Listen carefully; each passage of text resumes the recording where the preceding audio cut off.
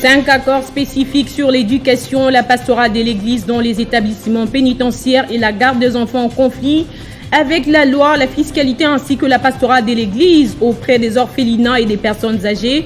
Ces accords signés par le gouvernement et le Vatican visent à régler la collaboration entre l'État congolais et l'Église catholique.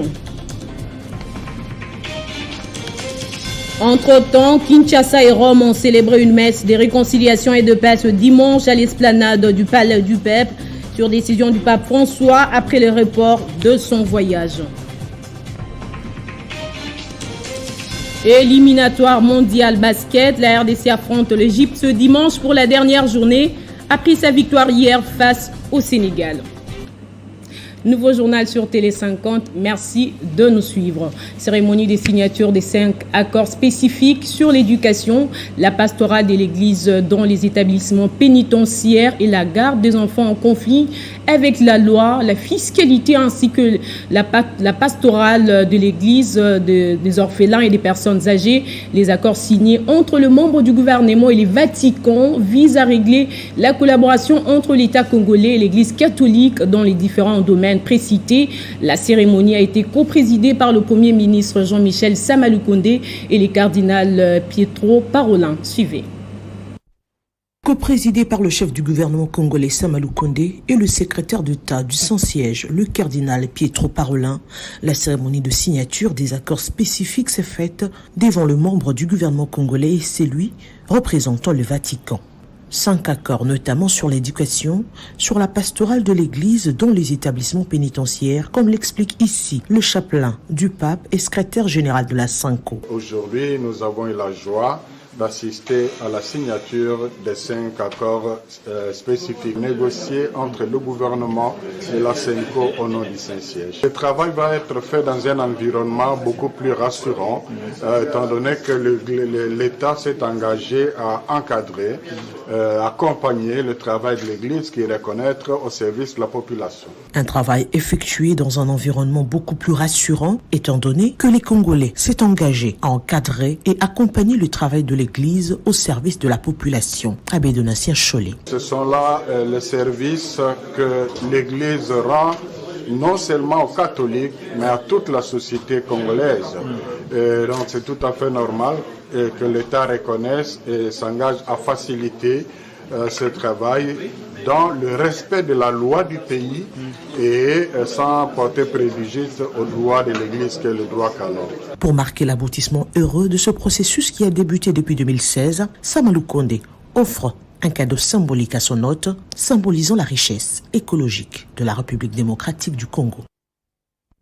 Et le cardinal Pietro Parolin, secrétaire d'État à la Cité du Vatican, qui a aussi célébré ce dimanche une messe pour la paix et la réconciliation en République démocratique du Congo sur décision du pape François. Dans un message posté sur son compte Twitter, le souverain pontife qui avait reporté signifier son voyage en République démocratique du Congo et au Soudan, en raison notamment de ses douleurs au genou, s'est associé à cette messe célébrée à Kinshasa. Il a dénoncé à cet effet l'exploitation de la République démocratique du Congo par des pays étrangers.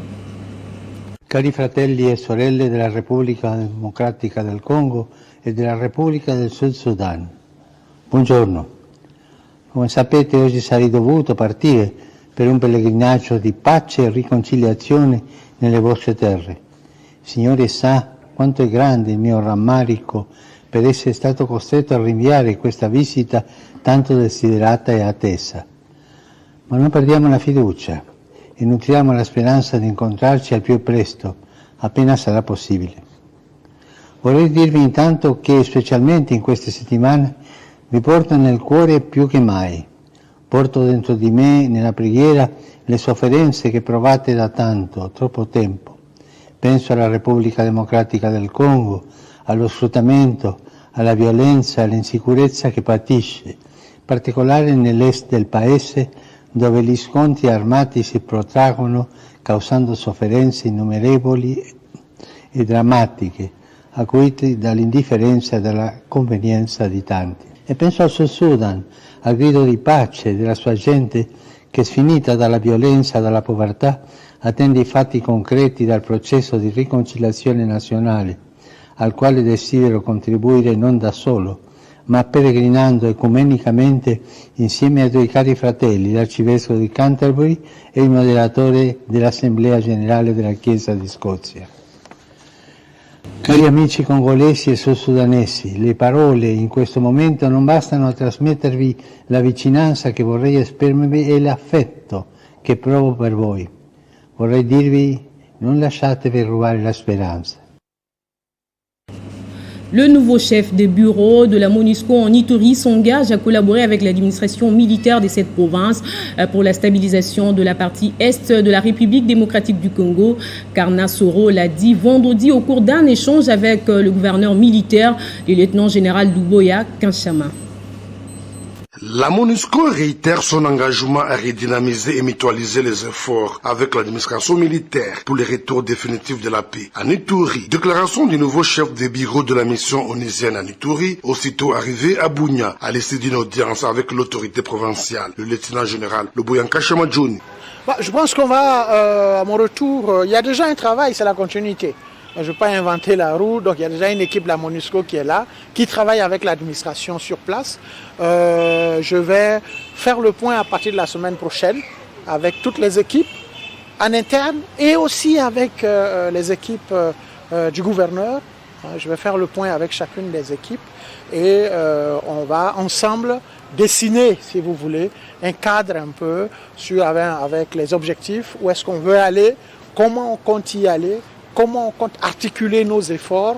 Il ne faut pas oublier que, comme la représentante spéciale l'a toujours dit, nous sommes ici pour soutenir l'État, pour accompagner l'État. Occasion pour Karna Soro d'appeler les groupes armés réfractaires à s'inscrire dans la logique de la paix déjà amorcée par l'administration militaire en cette période de l'état de siège. Il faut identifier sur quel bouton on peut appuyer pour que les gens comprennent que l'arme, ce n'est pas l'option. Je comprends que l'idée serait que, pour certaines personnes qui pensent qu'on devrait aller en brousse, lancer des bombes, peut-être même lancer du napalm pour brûler. Signalons que le chef de bureau de la MONUSCO en Ituri vient de Bukavu, dans le sud Kivu. Il succède à Josia Obat, permetté à Beni, dans le nord Kivu. Souvent, pendant la période des vacances, des malfrats multiplient des kidnappings à Kinshasa, ce type de banditisme urbain qui ne remonte pas de très loin dans l'histoire du pays, gagne de plus en plus du terrain. Au quotidien, ces dernières heures, des plaintes se multiplient des parents qui tentent de retrouver leurs enfants qui sont les plus exposés à cette tragédie.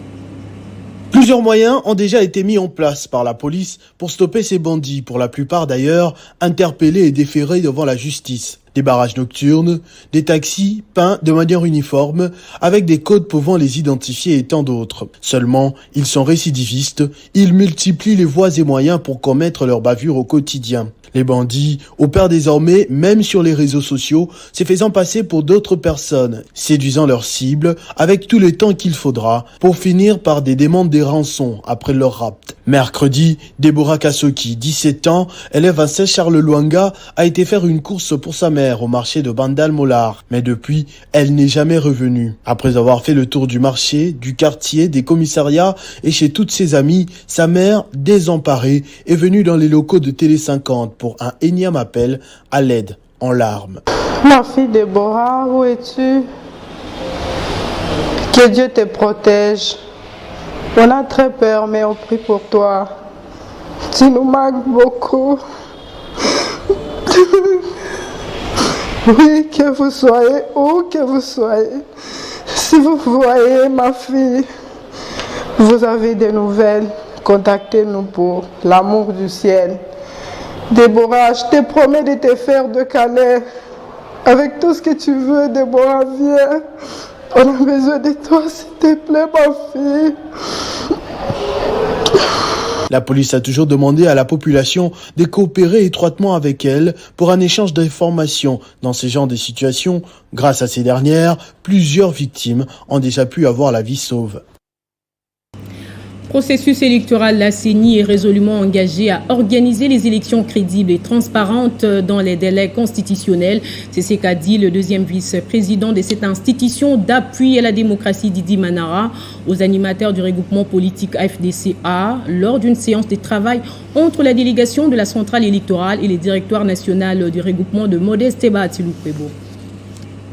Au cours de cette rencontre, organisée au siège du regroupement AFDCA situé au croisement des avenues des Huileries et Mbomou dans la municipalité de Kinshasa, la délégation de la CENI a fait savoir à ses interlocuteurs l'évolution des activités sur le terrain. Le deuxième vice-président de la centrale électorale a par exemple évoqué l'opération en cours de l'actualisation de la cartographie opérationnelle pour la réduction de la distance entre les sites de vote et les électeurs. Selon Didi Manara, l'objectif poursuivi à travers cette opération est d'améliorer l'accessibilité des électeurs au site en vue d'augmenter le taux de participation lors des élections à venir. Le chef de la délégation de la CENI a en outre annoncé la mise en place par la centrale électorale d'un cadre de concertation permanente entre la CENI et les parties prenantes aux élections congolaises. C'est un grand regroupement. Nous ne pouvions pas nous permettre d'aller parler avec vous dans un grand public comme ça, sans pour autant au préalable vous rencontrer et parler en tête à tête. Tout simplement parce que vous représentez un grand parti politique, vous êtes un poids dans ce pays. Nous le ferons avec tous les autres partis politiques, si le temps nous le permet. Modeste Batilukwebo, l'initiateur de la FDCA, entouré de quelques membres du directoire national, avec à la tête la présidente intérimaire Marie-Jacqueline Rumbu-Kazang, a soutenu que son regroupement politique est prêt à participer aux élections en 2023 avant d'attirer l'attention de la centrale électorale à veiller justement sur la crédibilité et la transparence de ce processus électoral. Et des réactions continuent d'effuser de partout après l'acquittement de Vital Kamerhe le 23 juin dernier. La dernière en date est celle de l'ancien secrétaire général de l'Union pour la nation congolaise, Aimé Boji Songara, qui s'est dit satisfait pour lui l'heure venue pour que le président national de l'UNC poursuive sa carrière politique. On l'écoute dans cet extrait choisi par Christian Kalonji. Je crois qu'aujourd'hui, nous avons tourné cette page sombre de l'histoire politique de notre formation politique et de la carrière politique de notre président. C'est un sentiment de très très grande satisfaction. De très grande satisfaction parce que depuis le début de ces procès, on n'a pas arrêté de dire que notre président était innocent. Et donc aujourd'hui, justice est faite. Justice est faite et je crois que le président national doit pouvoir continuer avec sa carrière politique. Il est reconnu comme le pacificateur. C'est un homme de paix, c'est un homme d'amour. Et je pense que vous l'avez suivi vous-même, c'est cet esprit-là qu'il ramène. C'est un homme nouveau qui arrive, qui a vécu une expérience douloureuse, mais qui, à l'image de Nelson Mandela, a un cœur ouvert et il veut construire, continuer à militer pour ce pays et à rassembler. Il l'a si bien dit que tout le monde doit être uni pour faire du Congo cette grande puissance que nous voulons tous. Donc, pour moi personnellement, en tant que haut cadre, ancien secrétaire général du parti, ancien secrétaire général adjoint du parti, ancien secrétaire permanent de la direction politique du parti, membre fondateur du parti, mais je crois que je ne peux que être heureux, c'est une bonne nouvelle. Maintenant, tournons le regard vers l'avenir. Nous sommes membres de CACH, nous sommes membres de l'Union sacrée de la nation, nous soutenons avec force le président de la République, son Excellence Félix Antoine Tshisekedi, et comme nous sommes en train de cheminer vers l'année électorale, l'année prochaine, je crois que cette libération du président Vital Kamerhe tombe à point. Désormais, la grande famille de l'Union sacrée est réunie. Nous sommes tous là et nous allons avancer tous comme un seul homme derrière le président de la République. L'état des délabrements très avancés de routes des dessertes agricoles dans la province du Maniema préoccupe au plus haut niveau les ingénieurs de l'office des routes. Mangué Djessé, l'un des ingénieurs, alerte le gouvernement central sur l'urgence qui s'impose. Au total, 6 millions de dollars, c'est le montant proposé par l'office des routes Maniema pour faire face à plusieurs routes d'intérêt communautaire qui font jonction avec Kindu, chef-lieu de la province. L'ingénieur Mange Dikessé, qui a fait cet état des lieux, parle de l'urgence qui s'impose. Mais c'est fait que nous sommes dans la bonne période de saison sèche, mais l'argent tarde à venir. Nous n'avons pas l'argent jusque-là, il n'y a pas de cours. Vraiment, c'est ça notre inquiétude. Actuellement, pendant la bonne saison, l'argent n'arrive pas. Dès qu'on arrive en saison de pluie, on amène l'argent. D'où les dépenses sont plus grandes. On dépense beaucoup plus en saison de pluie qu'en saison sèche. Je demande aux autorités qui nous suivent qu'ils puissent nous donner les moyens pour que nous puissions réhabiliter nos routes pendant cette saison. Au-delà de besoins financiers, l'ingénieur Mange Dikessé a rappelé aussi l'état vétuste des engins qui nécessitent leur renouvellement. Nous avons tendu la main au gouvernement provincial la semaine passée. Il nous a donné les moyens pour intervenir au PK12 où la population avait des problèmes pour traverser les grands brûliers qui s'est créé sur la route nationale 31-32. Le gouverneur a donné les moyens et nous avons achevé ces travaux là-bas à la grande satisfaction de la population. Et à cette occasion, quelques ouvrages et infrastructures routières réalisés par Foner et le gouvernement provincial ont été présentés à la population de la province du Maniema. En province du Haut-Ouélé, la délégation nationale mixte, députés, sénateurs et experts du ministère de l'Intérieur et de l'Institut géographique du Congo poursuit avec les séances de travaux d'éclaircissement des limites administratives. Après celle entre le Haut-Ouélé et la Tchopo, le même exercice a été effectué entre le Haut-Ouélé et l'Ituri. Rufus Lukanga.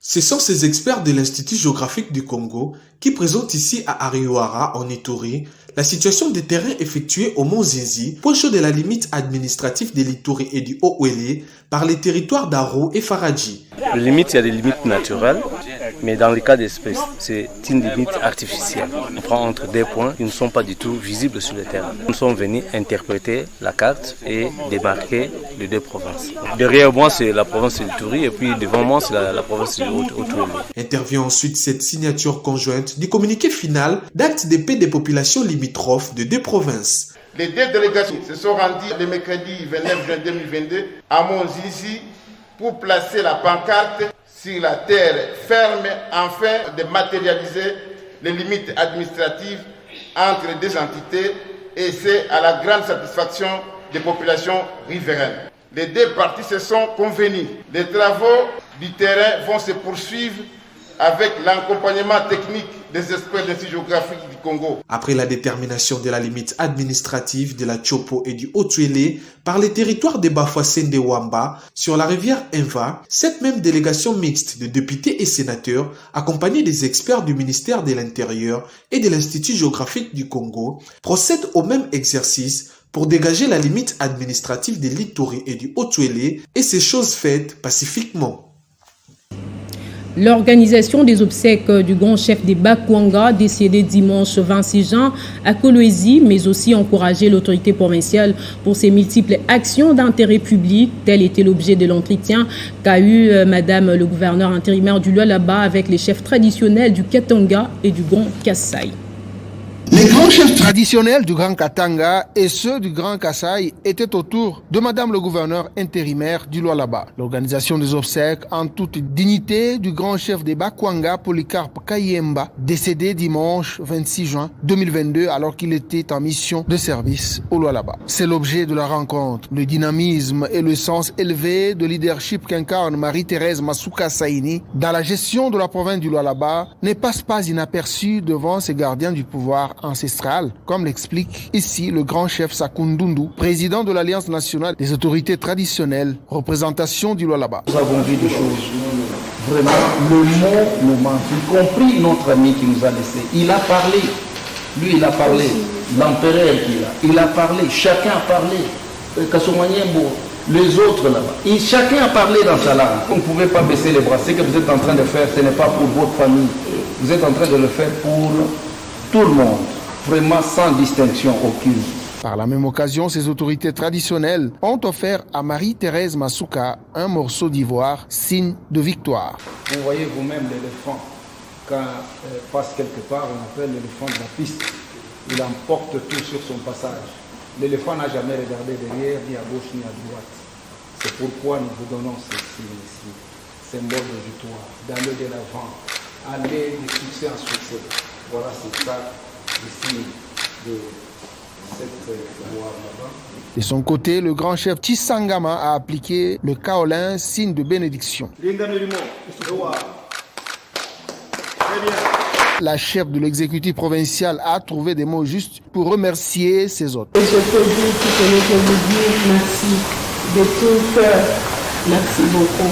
Ces autorités traditionnelles sont au Lualaba dans le cadre de la sensibilisation sur la cohabitation pacifique entre les communautés du Grand Katanga et ceux de l'espace Kasaï. Une initiative du président de la République, Félix Tshisekedi.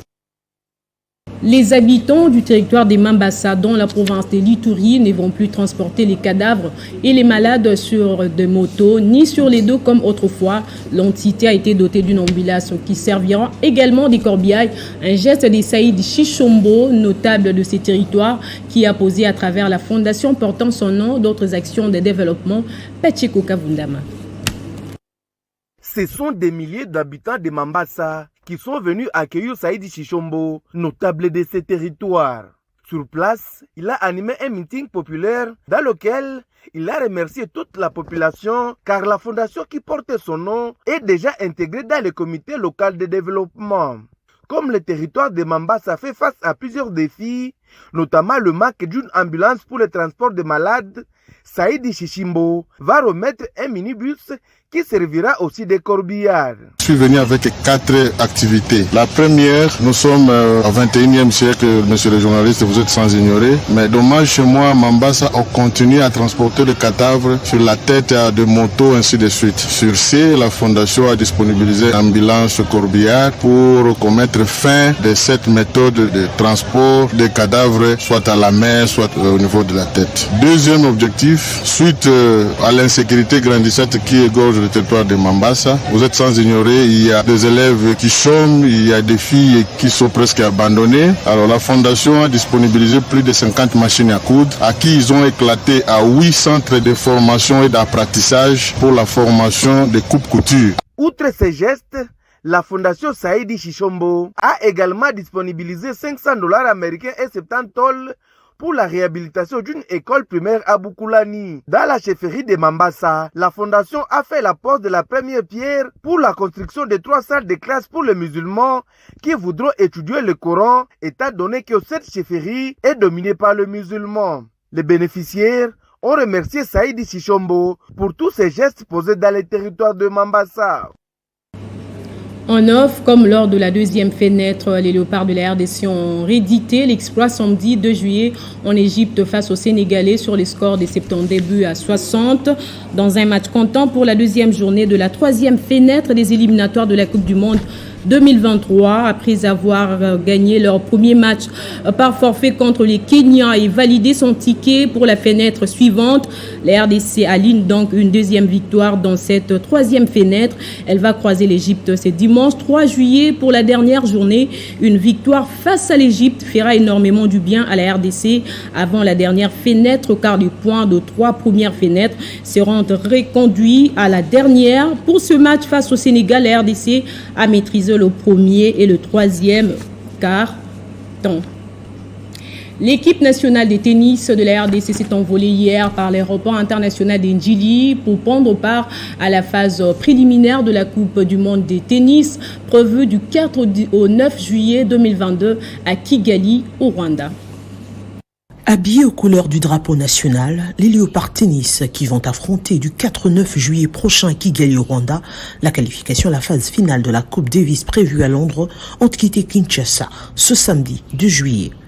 Faire un parcours sans faute est la mission principale de Christian Saïdi, Arnold Ikondo, Bienvenue Bolangui, qui seront rejoints par un international congolais évoluant aux États-Unis. L'objectif, c'est la motivation.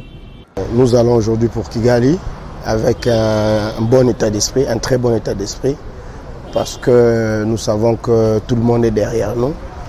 Et voilà, avec tout ce qu'il y a comme situation à l'Est, donc nous allons vraiment pour défendre nos frères et les frères d'ici. Le moral doit être haut. D'abord, ôter le doute et la crainte, être compétitif et efficace. L'objectif, c'est que nous visons la qualification. Parce qu'il n'y a qu'une seule place sélective. Donc nous visons la qualification et c'est ce que nous voulons donner au pays. C'est aussi la motivation du capitaine Jean Escartin qui est de défendre pas seulement le drapeau national, mais aussi, mais surtout, les forces armées congolaises. Avant le départ, ils ont été assistés par le président de la Fédération de lawn tennis, Georges Cauchy, une manière de booster le moral des léopards de la petite balle jaune. Place au rappel des titres à présent. 5 accords spécifiques sur l'éducation et la pastorale de l'Église dans les établissements pénitentiaires et la garde des enfants en conflit avec la loi, la fiscalité ainsi que la pastorale de l'Église auprès des orphelinats et de personnes âgées. Ces accords signés par le gouvernement et les Vatican visent à régler la collaboration entre l'État congolais et l'Église catholique. Entre-temps, Kinshasa et Rome ont célébré une messe de réconciliation et de paix ce dimanche à l'esplanade du Palais du Peuple sur décision du pape François après le report de son voyage. Éliminatoire mondial basket, la RDC affronte l'Égypte ce dimanche pour la dernière journée après sa victoire hier face au Sénégal. Ce journal est terminé. Merci de votre fidélité. Le prochain rendez-vous, c'est dans moins d'une heure.